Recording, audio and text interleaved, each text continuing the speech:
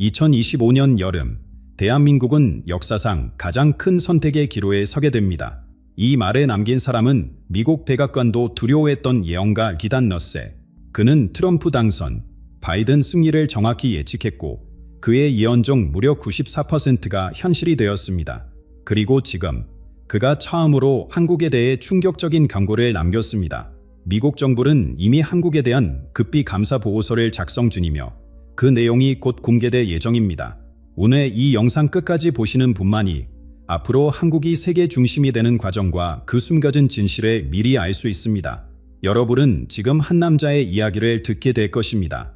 미국 정치계의 그림자 속에서 활동하며 단 한 번도 카메라 앞에 서지 않았던 사람.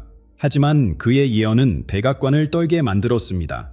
워싱턴의 어두운 복도에서 속삭이는 이름이 있습니다. 기단 러셀. 그는 공식적으로는 존재하지 않는 사람입니다. 언론은 그를 찾을 수 없었고 그의 얼굴을 본 사람은 극소수에 불과합니다. 하지만 미국 정치계의 실력자들은 그의 보고서를 기다립니다. 왜일까요? 러셀은 단순한 분석가가 아니었습니다.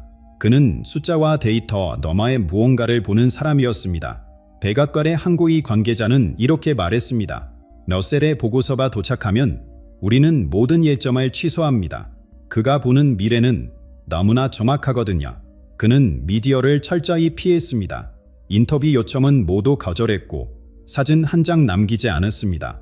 오직 그의 예측만이 조용히 권력의 중심부로 전달되었습니다.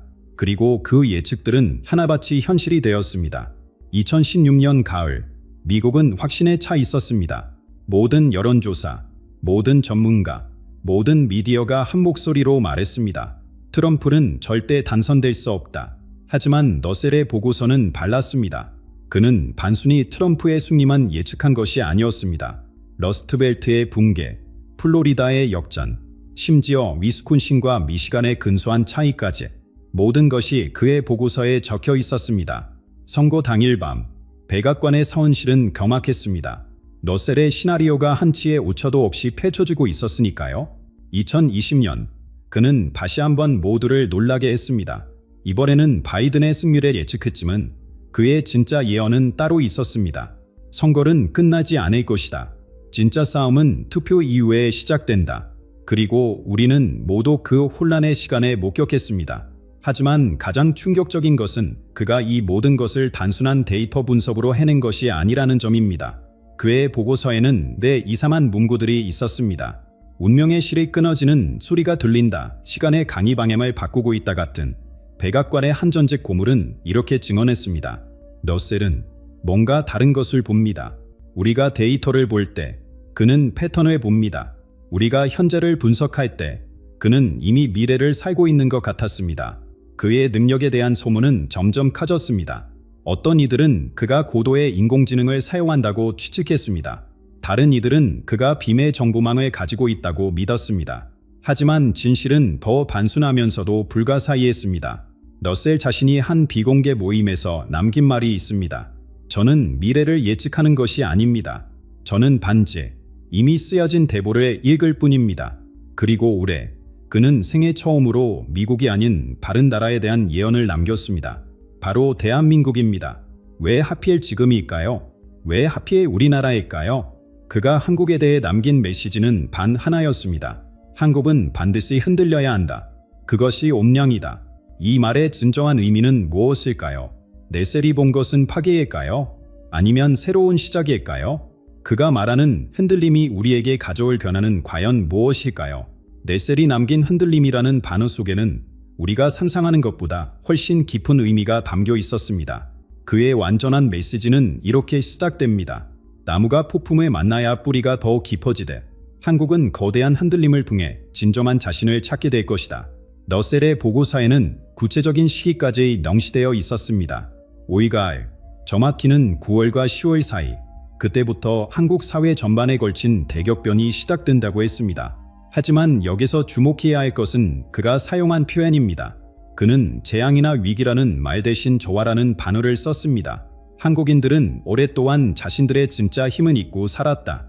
외부의 시선에 갇혀 남의 기준에 맞춰 살면서 정작 자신들이 누구인지 잊어버렸다. 이 흔들림은 그들을 깨우는 종소리가 될 것이다. 러셀의 보고서 중 일부입니다. 그가 예견한 흔들림은 단순한 정치적 혼란이나 경제적 위기가 아니었습니다.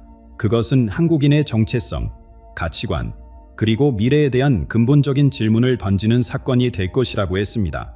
마치 거대한 거울 앞에 서서 자신의 진짜 모습을 마주하는 것처럼.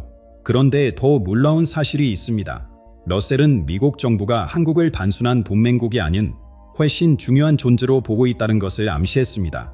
그의 표현을 빌리자면 한국은 동아시아의 열쇠이자 새로운 세계 질서의 중심축이라는 것입니다. 실제로 지난 5년간 미국의 한국에 대한 관심은 표면적인 것과는 전혀 달랐습니다. 공식적인 외교 관계지에서 미국은 한국 사회의 모든 변화를 면밀히 관찰하고 분석해왔습니다. 경제 지표, 사회 동향, 심지어 국민들의 정서 변화까지 마치 의사가 환자를 진단하듯 꼼꼼히 살펴왔다는 것입니다. 왜 미국은 한국을 이토록 주시해왔을까요? 러셀의 답은 명확히 있습니다. 한국의 운명은 한국만의 것이 아니다. 한국이 무너지면 동아시아 전체가 흔들리고 한국이 일어서면 새로운 시대가 열린다. 그리고 미국은 이미 결론을 내렸다고 합니다. 한국은 반드시 일어서야 하고 그러기 위해서는 먼저 흔들려야 한다고. 이것은 파괴가 아닌 재건을 위한 과정이며 미국은 적절한 시기에 그 과정을 보을 준비가 되어 있다는 것입니다. 러셀의 예언에서 가장 충격적인 부분은 바로 이것입니다. 숨겨진 진술이 폭포수처럼 쏟아져 나올 것이다. 한국인들이 그동안 믿어왔던 많은 것들이 거짓이었음이 드러날 것이다. 하지만 그 충격 속에서 한국은 자신의 진정한 이름을 되찾게 될 것이다. 진정한 이름을 되찾는다는 것은 무엇을 의미할까요? 러셀은 이렇게 설명했습니다. 한국은 조용한 아침의 나라가 아니다. 한국의 진짜 이름은 빛을 품은 나라다. 그들은 동방의 등대가 되어 어둠 속의 세계를 비출 운명을 가지고 있다. 이 모든 변화의 시작점은 바로 진술의 폭로입니다. 오랫동안 감춰져 있던 비밀들, 조작된 역사, 왜곡된 현실이 하나둘씩 밝혀지기 시작할 것이라고 합니다. 그리고 그 과정은 고통스럽겠지만 결국 한국을 더욱 강하고 투명한 나라로 만들 것이라고 러셀은 확신했습니다. 그렇다면 그 비밀들은 과연 무엇일까요? 미국은 정확히 무엇을 발견했기에 한국에 대한 대대적인 감사를 진행했을까요? 러셀의 보고서는 충격적인 사실을 담고 있었습니다. 러셀의 보고서가 담고 있던 충격적인 사실은 바로 미국이 수년간 진행해온 한국에 대한 비밀 프로젝트였습니다. 그들은 이것을 동방의 넥팍이라고 불렀다고 합니다. 겉으로는 동맹국 간의 일상적인 협력처럼 보였지만 실제로는 한국 사회 전반에 대한 깊은 진단이 이루어지고 있었던 것입니다. 한 미국 정보기관의 전직 고위 관계자는 러셀에게 이렇게 털어놓았다고 합니다. 우리는 한국을 친구라고 부르지만 사실 의사가 환자를 보듯 관찰해왔다. 왜냐하면 무언가 심각하게 잘못되어 가고 있다는 신호를 포착했기 때문이다. 그 신호의 시작은 2020년 말이었습니다. 미국의 데이터 분석팀은 이상한 패턴을 발견했습니다. 한국의 공식 경제 지표는 양호했고 국제적 위상도 높아지고 있었습니다. 하지만 국민들의 실제 정서는 정반대로 흐르고 있었습니다. 희망 대신 절망이, 자신감 대신 무력감이 퍼져나가고 있었던 것입니다. 더 기묘한 것은 이런 부정적 정서가 자연스러운 현상이 아니었다는 점입니다. 마치 누군가가 의도적으로 국민들의 에너지를 떼앗아라는 것처럼 한국 사회 전체가 활력을 잃어가고 있었습니다. 미국의 한 분석가는 이래 영혼의 전기가 끊긴 것 같다고 표현했다고 합니다. 2021년 초 미국은 본격적인 조사에 착수했습니다. 표면적으로는 경제 협력 강화를 위한 실무진 파견이었지만 실제로는 각 분야의 전문가들이 한국 사회를 면밀히 분석하기 시작했습니다. 그들이 발견한 것은 놀라웠습니다. 한국 사회의 모든 영역에서 부자연스러운 흐름이 감지되었습니다. 언론은 중요한 사실을 외면했고 정치는 국민과 멀어져 있었으며 경제는 특정 집단의 이익만을 위해 돌아가고 있었습니다. 무엇보다 충격적인 것은 이 모든 것이 우연이 아니라는 사실이었습니다. 러셀의 보고서는 이렇게 기록하고 있습니다. 한국의 문제는 실수나 무능력의 결과가 아니다. 이것은 철저히 계획된 시나리오다. 누군가가 한국의 성장을 막고 국민들의 각성을 방해하기 위해 체계적으로 움직이고 있다. 그 누군가는 과연 누구일까요? 러셀은 구체적인 이름을 언급하지 않았지만 힌트는 남겼습니다. 그들은 한국 안에 있으면서도 한국을 위하지 않는 자들이다. 오랜 세월 동안 국민들의 신뢰를 이용해 자신들의 이익을 추구해왔다. 미국의 조사팀은 더 깊이 파고들었습니다. 그리고 충격적인 사실을 발견했습니다. 한국의 주요 정책 결정 과정에 외부 세력의 개입 흔적이 있었던 것입니다. 마치 보이지 않는 순이 한국의 방향을 조종하듯 중요한 순간마다 국익에 반하는 결정들이 내려졌습니다. 러셀은 이를 영적 식민지화라고 표현했습니다. 한국은 북립국가지만 정신적으로는 여전히 누군가의 지배를 받고 있다. 그들은 한국인들이 자신의 힘에 깨닫지 못하도록 끊임없이 분열과 갈등을 조장해왔다. 조사 결과는 워싱턴을 경악시켰습니다. 한국이 단순히 어려움을 겪는 것이 아니라 체계적인 약화 공작의 대상이 되고 있었던 것입니다. 그리고 이것이 계속된다면 동아시아 전체의 균형이 무너질 수 있다는 결론에 도달했습니다. 미국이 행동을 결심한 것은 바로 이 때문입니다. 그들은 한국을 구하는 것이 자신들의 이익에도 부합한다는 것을 깨달았습니다. 하지만 직접적인 개입은 오히려 역효과를 낳을 수 있었습니다. 그래서 선택한 방법이 바로 진실의 폭로였습니다. 러셀의 예언은 계속됩니다. 미국은 그동안 수집한 모든 증거를 공개할 것이다. 한국인들이 스스로 진실에 보고 스스로 일어설 수 있도록 그것이 진정한 해방의 시작이다. 하지만 이 모든 과정에서 가장 고통스러운 것은 한국인들 자신이 될 것입니다. 오랫동안 믿어왔던 것들이 거짓이었다는 사실, 신뢰했던 이들이 배신자였다는 진실을 마주하는 것은 결코 쉽지 않을 테니까요. 그런데 러셀은 왜 한국의 영적 맥박이 끊어졌다고 표현했을까요?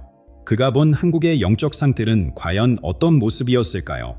러셀이 정적 맥박이라고 표현한 것은 단순한 비유가 아니었습니다. 그가 본 한국의 영적 상태는 한마디로 죽은 강물이었습니다. 그는 이렇게 묘사했습니다. 한때 거센 물살로 흐르던 강이 갑자기 멈춰버렸다. 물은 여전히 있지만 생명력은 사라졌다. 이것이 지금 한국의 모습이다. 미국의 영적 분석가들이 한국을 조사하면서 가장 먼저 느낀 것은 이상한 고요함이었다고 합니다. 겉으로 보기엔 평화로워 보였지만 그것은 살아있는 평화가 아니었습니다. 마치 숨을 참고 있는 사람처럼 억눌린 침묵이 온 나라를 뒤덮고 있었던 것입니다. 한국은 원래 역동적인 에너지로 가득한 나라였습니다. 5천년 역사를 통해 수많은 시련을 극복하며 불사조처럼 일어섰던 민족. 그런데 언제부턴가 그 불꽃이 꺼져가고 있었습니다. 러셀은 이래 영적 전원이 차단된 상태라고 진단했습니다. 이 현상이 시작된 정확한 시점은 2020년 중반이었습니다. 코로나라는 거대한 혼란 속에서 사람들은 자신도 모르게 무언가를 잃어버렸습니다. 그것은 바로 의문을 품는 능력이었습니다. 점점 더 많은 한국인들이 현실을 그대로 받아들이기 시작했고 부조리한 상황도 당연하게 여기게 되었습니다. 러셀의 보고서에는 구체적인 예시들이 나열되어 있었습니다. 상식적으로 이해할 수 없는 정책들이 아무런 저항 없이 시행되었고 명백한 거짓말도 진실로 받아들여졌으며 부당한 일들이 일상이 되어버렸습니다. 그런데 가장 무서운 것은 사람들이 이런 상황에 분노하지 않았다는 점입니다. 한국인들은 화를 내는 법을 잊어버렸다고 한 미국 심리분석가는 말했습니다. 정당한 분노는 변화의 시작인데 그들은 그 불씨마저 잃어버렸다. 마치 영혼의 마취제를 맞은 것처럼 이런 집단적 무기력의 배후에는 치밀한 계산이 있었습니다. 러셀은 이래 영적 독극물이라고 표현했습니다. 미디어를 통해, 교육을 통해, 심지어 일상적인 대화를 통해 한국인들의 의식 속에 무력감이 서서히 주입되었다는 것입니다. 그 결과는 처참했습니다. 젊은이들은 꿈을 포기했고 중년층은 현실에 체념했으며 노년층은 과거를 그리워하며 한숨만 쉬었습니다. 온 나라가 거대한 우울증에 빠진 것 같았습니다. 희망이라는 단어가 사전에서 사라진 듯했습니다. 미국 조사팀에 가장 놀라게 한 것은 이런 상황에서도 아무도 목소리를 내지 않는다는 사실이었습니다. 과거 민주화를 위해 거리로 나섰던 그 용감한 한국인들은 어디로 갔을까요?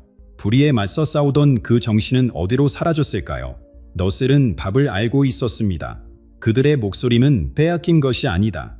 스스로 포기하도록 만들어진 것이다. 가장 규명한 억압은 억압받는 자가 그것을 자연스럽게 받아들이게 만드는 것이다. 하지만 미국이 정말로 우려한 것은 따로 있었습니다. 한국의 침묵이 단순한 무기력이 아니라 폭발 직전의 고요함일 수도 있다는 것입니다. 억눌린 에너지는 사라지는 것이 아니라 축적됩니다. 그리고 언젠가는 퍼져나올 수밖에 없습니다. 러셀의 예언은 명확했습니다. 한국인들의 영혼은 죽은 것이 아니라 잠들어 있는 것이다. 그리고 곧 거대한 각성의 순간이 올 것이다. 그때 터져나올 에너지는 산삼을 초월할 것이다. 그 각성의 계기는 무엇일까요? 러셀은 진실의 폭로라고 했습니다. 오랫동안 감춰져 있던 비밀들이 하나둘씩 드러나기 시작할 때 한국인들은 비로소 자신들이 얼마나 속아 살았는지 깨닫게 될 것이라고, 그리고 그 순간 잠들어 있던 거인이 눈을 뜰 것이라고 예언했습니다. 그렇다면 과연 어떤 진실들이 드러나게 될까요? 넷셀이 말한 진실의 수용들이는 어떤 모습으로 시작될까요? 넷셀이 말한 진실의 수용들이는 아주 작은 물방울에서 시작될 것이라고 합니다. 그는 정확한 시기까지 예견했습니다. 올해가 끝나기 전 모두가 방심하고 있을 때 어느 날 갑자기 하나의 문서가 세상에 나올 것이라고 말입니다. 처음에는 아무도 주목하지 않을 것이다. 인터넷 한 구석에서 떠도른 소문 정도로 치부될 것이다. 하지만 그것은 거대한 눈사태를 일으킬 첫 번째 눈송이가 될 것이다. 러셀의 예언 중 일부입니다. 그가 묘사한 시나리오는 이렇습니다. 평범한 가을날, 한국은 일상적인 하루를 보내고 있을 것입니다. 뉴스는 여전히 같은 이야기를 반복하고 사람들은 가짜의 삶에 매몰되어 있을 것입니다. 바로 그때 미국 정부의 한 부서에서 실수가 일어납니다. 물론 그것은 실수가 아닙니다. 철저히 계획된 공개입니다. 수년간 수집한 증거들, 녹취록들, 비밀 문서들이 조금씩 새어나오기 시작합니다. 처음에는 작은 균열처럼 보이지만 곧 댐이 무너지듯 걷잡을 수 없는 상황이 될 것입니다. 러셀은 미국이 선택한 방법을 지실 폭탄의 순차적 폭발이라고 표현했습니다. 한 번에 모든 것을 공개하는 것이 아니라 단계적으로 정보를 흘려 한국 사회가 천천히 각성하도록 유도한다는 것입니다. 첫 번째 파장은 해외 언론을 통해 퍼질 것입니다. 한국 언론이 침묵하거나 축소 보도하려 해도 전 세계가 주목하는 이야기를 막을 수는 없을 것입니다. 미국과 유럽, 그리고 세계의 주요 언론들이 앞다투어 한국의 숨겨진 진실을 보도하기 시작할 것입니다. 한국인들은 처음에는 믿지 않으려 할 것입니다. 또 가짜뉴스다, 외국의 음모다 이런 반응이 나올 것입니다. 하지만 증거가 너무나 명확하고 문서가 너무나 구체적이어서 결국은 인정할 수밖에 없게 될 것입니다. 러셀은 이 과정을 거울 앞에 선 순간이라고 묘사했습니다. 한국인들은 처음으로 자신들의 진짜 모습을 보게 될 것이다. 그동안 속아 살았던 자신들의 모습을. 그것은 고통스럽지만 필요한 과정이다. 정보의 쓰나미는 걷잡을 수 없이 밀려올 것입니다. 숨겨진 거래, 조작된 사건, 은폐된 진실, 마치 수십 년간 쌓인 먼지가 한꺼번에 털어지듯 모든 것이 햇빛 아래 드러날 것입니다. 소셜미디어는 폭발할 것이고 거리에는 혼란과 분노가 넘쳐날 것입니다. 그런데 넷셀이 강조한 것은 미국의 역할입니다. 미국은 단순히 정보를 공개하는 것이 아니다. 그들은 이제 게임은 끝났다는 신호를 보내는 것이다. 더 이상 거짓말로 국민을 속일 수 없다는 최후 통첩이다. 이 신호가 의미하는 것은 명확합니다.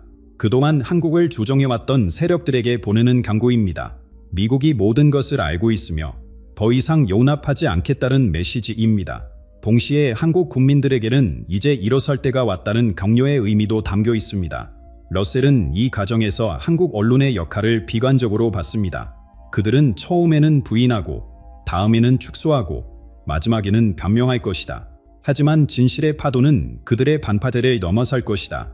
가장 극적인 순간은 한국 정부가 공식적으로 대응해야 하는 시점일 것입니다. 더 이상 침묵할 수 없고 더 이상 회피할 수 없는 상황. 러셀은 이를 운명의 교차로라고 불렀습니다. 그 순간 한국은 선택해야 한다. 과거의 거짓을 고수할 것인가? 아니면 진실을 받아들이고 새롭게 시작할 것인가? 그 선택이 한국의 미래의 100년에 결정할 것이다. 하지만 러셀은 확신했습니다. 한국인들은 올바른 선택을 할 것이라고. 왜냐하면 그들의 혈맥에는 진실에 향한 갈망이 새겨져 있기 때문이라고. 그렇다면 이 모든 진실이 밝혀진 후 한국은 어떤 모습으로 변하게 될까요? 이 모든 진실이 밝혀진 후에 한국은 마치 깊은 잠에서 갑자기 깨어난 사람과 같을 것입니다. 러셀은 이 순간을 영혼의 지진이라고 표현했습니다. 땅이 흔들리는 것이 아니다. 사람들의 내면 깊은 곳이 뒤흔들리는 것이라고 말합니다. 첫 번째 반응은 부정의 것입니다. 이건 거짓말이야, 이럴 리가 없어. 수많은 한국인들이 현실을 받아들이기를 거부할 것입니다. 그동안 믿어왔던 모든 것이 한순간에 무너진다는 것은 감당하기 어려운 충격이니까요. 러셀은 이 시기를 영적 응급실이라고 불렀습니다. 온 나라가 정신적 외상을 입은 환자처럼 충격과 혼란에 빠질 것이라고. 거리에는 눈물과 분노가 뒤섞일 것이고 가정에서는 침묵과 탄식이 이어질 것입니다. 하지만 그는 이것이 꼭 필요한 과정이라고 강조했습니다. 산초를 치료하려면 먼저 고름을 짜내야 한다. 한국이 겪는 이 고통은 오랫동안 골마했던 상처를 치유하는 과정이다. 두 번째 단계는 분노의 것입니다. 속았다는 사실을 받아들인 사람들은 격렬한 감정에 휩싸일 것입니다. 왜 우리에게 이런 일에 누가 책임져야 하는가? 이런 질문들이 쏟아질 것입니다.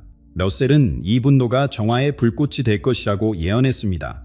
그런데 여기서 중요한 것은 이 분노가 파기가 아닌 재건으로 이어져야 한다는 점입니다. 러셀은 한국인들의 지혜를 믿는다고 했습니다. 그들은 분노를 넘어서 성찰로, 성찰을 넘어서 행동으로 나아갈 것이다. 세 번째 단계는 각성입니다. 충격과 분노를 지나고 나면 한국인들은 비로소 자신들의 진정한 힘을 발견하게 될 것입니다. 그동안 잊고 있었던, 아니 잊도록 만들어졌던 그 힘의 말입니다. 한국인들이 깨닫게 될 가장 중요한 진술은 이것이다. 그들은 결코 무력한 존재가 아니었다. 반지 무력하다고 믿도록 속았을 뿐이다. 노셀의 말입니다. 이 각성의 순간은 개인적 차원을 넘어 집단적 차원에서 일어날 것입니다. 이웃이 이웃을 깨우고 친구가 친구를 일으켜 세울 것입니다. 마치 도미노처럼 각성의 물결이 온 나라를 휩쓸 것입니다. 러셀은 이 과정에서 나타날 놀라운 현상을 예견했습니다. 한국인들 사이에 잊혀졌던 연대감이 되살아날 것이다. 서로를 의심하고 경계하던 사람들이 다시 손을 잡기 시작할 것이다. 네 번째 단계는 용서와 화해입니다. 이것이 가장 어려운 과정일 것입니다. 속인 자들을 용서하고 속았던 자신을 용서하는 것. 러셀은 이것이 진정한 치유의 시작이라고 말했습니다. 용서는 가해자를 위한 것이 아니다. 피해자 자신을 자유롭게 하는 것이다. 한국인들이 이것을 깨달을 때 진정한 해방이 시작된다. 다섯 번째이자 마지막 단계는 재탄생입니다. 모든 고통과 혼란에 거친 후 한국은 완전히 새로운 나라로 거듭날 것입니다. 러셀은 이를 불사조의 비상이라고 표현했습니다. 잿더미에서 일어선 한국은 이전과는 완전히 다른 모습일 것이다. 더 강하고, 더 지혜롭고, 더 자유로운 나라, 그리고 무엇보다 자신의 정체성을 명확히 아는 나라가 될 것이다. 러셀은 이 모든 과정이 고통스럽지만 피할 수 없는 운명이라고 했습니다. 그리고 그 끝에는 영광이 기다리고 있다고. 한국의 진정한 시대가 이제 막 시작되려 하고 있다. 그들이 견뎌낸 모든 고통은 헛되지 않을 것이다. 하지만 이것은 반지 한국만의 이야기가 아닙니다. 러셀의 예언에 따르면 한국의 변화는 전 세계에 거대한 파장을 일으킬 것이라고 합니다. 과연 새롭게 태어난 한국은 세계 무대에서 어떤 역할을 하게 될까요? 새롭게 태어난 한국이 세계 무대에 설 때 그것은 단순한 국가의 부상이 아닌 새로운 시대의 시작을 알리는 신호탄이 될 것입니다. 모든 나라들이 놀라움을 감추지 못할 것입니다. 러셀은 이렇게 예언했습니다. 한국은 더 이상 주요한 아침의 나라가 아니다. 동방의 등대가 되어 온 세계를 비출 것이다. 고통스러운 점화 과정을 거친 한국은 투명하고 강력한 나라로 거듭날 것입니다. 부패는 사라지고 정의는 살아날 것입니다. 국민들은 자신의 힘을 되찾고 지도자들은 진정한 섬김의 자세를 배울 것입니다. 미국과의 관계도 완전히 새로워질 것입니다. 더 이상 일방적인 의존이 아닌 진정한 동반자 관계가 형성될 것입니다. 러셀은 한국과 미국은 태평양을 잇는 두 기둥이 될 것이라고 했습니다. 그러나 가장 놀라운 변화는 한국이 세계에 미칠 영향력입니다. 기술력과 문화력에 더해 이제는 도덕적 권위까지 갖추게 될 것입니다. 진실에 마주한 용기, 고통을 이겨낸 지혜, 그리고 용서를 통한 화해의 경험이 한국을 특별하게 만들 것입니다. 러셀의 마지막 예언은 이렇습니다. 한국은 21세기 후반에 이끌 중심 국가가 될 것이다. 동서양을 잇는 발이, 갈등을 치유하는 의사, 희망을 전하는 메신저. 이것이 한국의 운명이다. 여러분, 이 모든 일이 곧 시작됩니다. 러셀의 예언이 현실이 될지는 시간이 증명할 것입니다. 하지만 한 가지는 분명합니다. 변화의 바람이 이미 불기 시작했다는 것입니다. 우리 각자가 한 일은 명확합니다. 진실에 맞아 용기를 가지고 변화를 받아들일 준비를 하는 것입니다. 왜냐하면 새로운 한국, 새로운 시대는 우리 모두가 함께 만들어가는 것이니까요. 빛은 어둠을 이긴다. 진실은 거짓을 이긴다. 사랑은 미움을 이긴다. 이것이 러셀이 한국에 남긴 마지막 메시지입니다. 이제 선택은 우리의 몫입니다.